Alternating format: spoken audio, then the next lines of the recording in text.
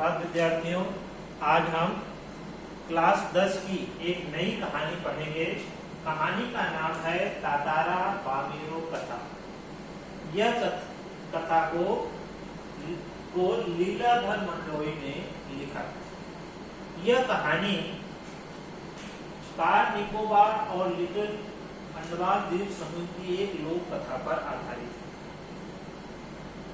Little Andaman और car Nicobar के जन समूहों या वहां के लोगों का ऐसा मानना था कि पहले ये दोनों द्वीप कार निकोबार और लिटिल निकोबार एक आज दोनों के विभक्त होने पर 96 किलोमीटर 96 किलोमीटर की दोनों में फासला है।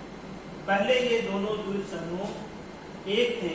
इसके विभक्त होने के पीछे एक कहानी है जो आज भी वहां के जनजीवन, वहां की लोक गाथा में कहा सुना जाता है।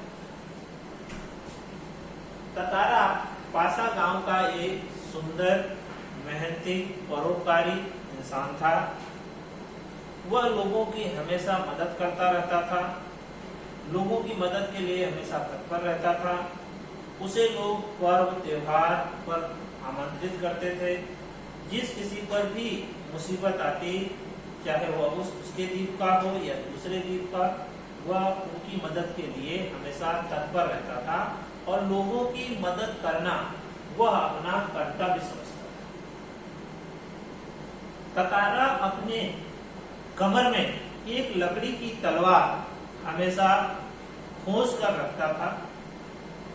लोग उसकी लकड़ी की तलवार में एक दैवी शक्ति है ऐसा मानते हैं। अंततः तातारा अपनी लकड़ी की तलवार का किसी के सामने कोई प्रदर्शन नहीं किया, परंतु लोगों का मानना था कि उसमें कोई दैवी शक्ति है, कोई अद्भुत शक्ति है और तातारा हमेशा उस तलवार को अपने पास ही रखता।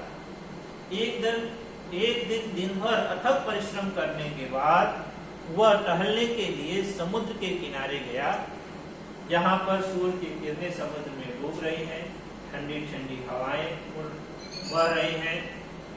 ठंडी ठंडी हवाओं के साथ चिड़ियों का चहचहाट सुन रहा है। समुद्र की लहरें उठती और गिरती हैं। तभी वह सुध-बुध खोया हुआ समुद्र को निहार रहा है।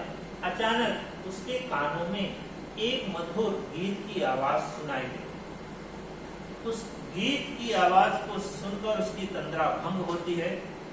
वह जिस दिशा में गीत की आवाज सुनाई देती उस दिशा में चला जाता है और आगे जाकर देखता है कि समुद्र के किनारे एक सुंदर युवती जो है प्रकृति के सौंदर्य पर आधारित एक श्रृंगार गीत को गा रही है। उसका गीत इतना मधुर है कि उसको सुनकर तातारा जो है मंत्र मुग्ध हो जाता है और उस गीत को वह सुनते रहता है। तभी समुद्र की एक लहर उठती है और बामीरो को भिगो देती। बामीरो जैसे ही वह भीगती है वह गाना भूल जाती है।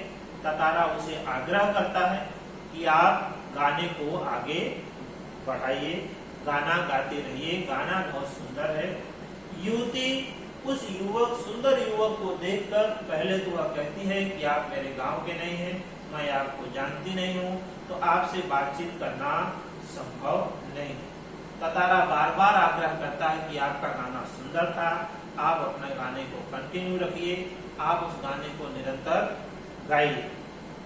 वह खींच जाती है और गुस्से में कहती, बार बार मैंने आपको समझाया कि मैं आपसे बातचीत नहीं कर सकती, बार बार एक ही राग अलाप रहे हैं, गाना गाइए, गाना गाइए। युवती खींच करके उसकी बातों से वह बात करने के लिए वह मना करती, परंतु तातारा नतमस्तक हो जाता है और बार बार आग्रह करता है कि आपका क्या नाम है, आप कहाँ की रहने वाली है। बामीरो उसके प्रश्न का उत्तर नहीं देती। उसकी याचना भरे स्वर को देखकर जाते हुए बामीरो वह कहती है कि मेरा नाम बामीरो। तातारा उसकी बात को सुनकर उसके कानों में एक मधुर आवाज बामीरो सुनाई देती और फिर वह कहता है कि मैं तातारा हूँ, कल मैं फिर आपको इसी चट्टान पर आपका इंतजार करूंगा, आप आएंगी ना। वह बिना उत्तर दिए हुए बामिरो अपने घर की तरफ भाग जाती है या चली जाती है। रात को वह बेचैन हो जाती है, यहाँ ततारा बेचैन है, वहाँ बामिरो बेचैन है। रात कितनी तरह कटती है, सुबह का उबाऊ सूर्योदय होता है, दिन का उबाऊ दिन बीतता है। ततारा समय से पहले ही समुद्र के किनारे पर पहुंच जाता है और जाकर देखता है कि वहां पर बामिरो अभी तक आई नहीं। संध्या होने के नजदीक आता है, तभी वह देखता है पेड़ की झुरमुट में, पेड़ के पीछे एक युवती की आभा, एक युवती की खड़ी होने का संशय उसके मन में आता है। वह पेड़ के पीछे जाता है और देखता है कि वह बामिरो। दोनों आमने सामने खड़े हैं, एक दूसरे को देखते हैं, परंतु मुंह से कोई शब्द नहीं निकलता। और फिर संध्या होती है तो दोनों अपने अपने घर चले जाते हैं। इस घटना का दिन प्रतिदिन दोहराया जाता। संध्या के समय ततारा और बामिरो उसी जगह मिलते हैं, दोनों निर्मेष भाव से एक दूसरे को ताकते हैं, परंतु कोई शब्द नहीं बोलते। उनकी इस मिलन की घटना को कुछ लपाती के जो युवक हैं, क्योंकि बामिरो जो थी वो लपाती गांव, लपाती के जो युवक थे वो भाग गए इस मोह प्रेम। ततारा और बामिरो को गांव वाले और उसके परिचित जन उसे समझाने का प्रयास करते हैं कि आप दोनों पासा और लपाती अलग अलग गांव के कबीले के लोग हो, इसलिए आपका वैवाहिक संबंध नहीं हो सकता, क्योंकि एक कबीले के लोग अपने गांव के कबीले के साथ ही विवाह संबंध करते हैं। तो आप दोनों तो अलग अलग गांव के हैं, इसलिए वैवाहिक संबंध नहीं हो सकता, इसलिए आप इस प्रसंग को भूल जाएं। दोनों अपनी बातों पर अडिग रहते हैं। समय व्यतीत होता है, फिर पासा में पशु पर्व का आयोजन होता है। पशु पर्व में पशुओं की शक्तियों का प्रदर्शन किया जाता है, प्रतियोगिताएं की जाती है, नृत्य होता है, संगीत होता है, फिर भोजन होता है और लोग आनंद से इस उत्सव को मनाते हैं। ततारा पशु पर्व को देखने के लिए आया, परंतु वह उसका मन पशु पर्व में नहीं लग रहा था। वह बार बार भीड़ में बामिरो को ढूंढने की कोशिश करता है। बामिरो उसे दिखाई नहीं देता, वह हताश हो जाता है, निराश हो जाता है और वह तभी उसे थोड़ी देर के बाद वह पेड़ के पीछे एक युवती को देखता है। वह उसके कदम उस तरफ आगे बढ़ते हैं। वह युवती के पास जाकर देखता है कि वह बामिरो। ततारा को देखते ही बामिरो सुबक सुबक कर रोने लगी।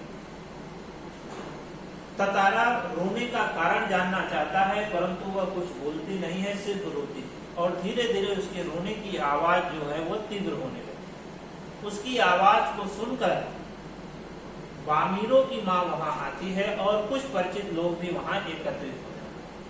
ततारा और बामिरो को एक जगह पाकर उसकी माँ आग बबूला हो जाती है और वह ततारा को भला बुरा कहती। गांव के लोग भी उसे अपमानित करते हैं। माँ के द्वारा अपमानित होकर ततारा बहुत क्रोध में आ जाता है और अपने गुस्से को काबू करने के लिए वह लकड़ी की तलवार को निकालता है और जमीन में ठोक देता है, गाड़ देता है और दोनों हाथ से पकड़कर उसको एक लकीर की तरह खींचते जाता है।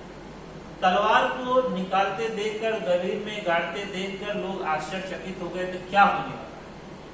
और वह गुस्से में होकर वह लकड़ी को, तीर तलवार को पकड़कर वह खींचता हुआ दूसरे किनारे तक जाता है। थोड़ी देर में देखा जाता है कि जहां से वह लकीर बनी हुई थी, लाइन बनी हुई थी, वहां से धरती फटने लगी और वह दो टुकड़ों में विभक्त हो गई। इस घटना को देखकर सभी जनजाति जो हैं आश्चर्यचकित हो गए, उनके मन में घबराहट होने लगी। बामिरो जो है ततारा ततारा कह करके वह द्वीप के दूसरे किनारे है और वह ततारा ततारा करके चिल्ला रही है और दूसरे द्वीप पे जो है वह ततारा है जो बामिरो बामिरो कहता हुआ उसे पुकार रहा है। द्वीप के अंतिम छोर पर आकर उसकी पकड़ ढीली हुई और वह समुद्र में गिर गया और बेहोश अवस्था में फिर उसकी मृत्यु। बामिरो पागल से रोज सुबह शाम जो है वह उस समुद्र के किनारे उसका इंतजार करती, उसे ढूंढने का प्रयास करती, अंततः उसका भी देखा।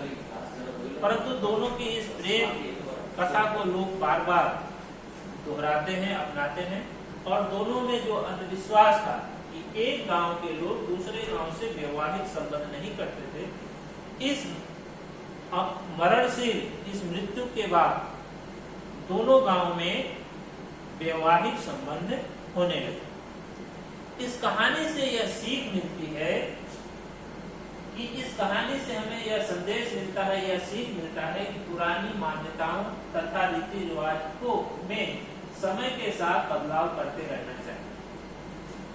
जो मान्यताएं तथा रीति रिवाज मनुष्य के जीवन के लिए बोझ बना दे, ऐसे को समाप्त कर देना ही मानवता के हित में होता है। अर्थात पूरी रूढ़ियां जो हैं, रीति रिवाज हैं, अगर वह रुकावट बने तो ऐसे रीति रिवाजों को छोड़ देना चाहिए, उसे मुक्त कर देना चाहिए, उससे बाहर आना चाहिए। इस कहानी का यह संदेश है कि जैसे ततारा और बाफेरो दो अलग अलग समुदाय के लोग थे, परंतु उनमें वैवाहिक संबंध नहीं होता, यह रीति थी। परंतु दोनों की मृत्यु के बाद दोनों में गांव के लोग वैवाहिक संबंध आपस में करने लगे। पाठ से संबंधित जो भी प्रश्न उत्तर हैं उसको असाइनमेंट के रूप में आपको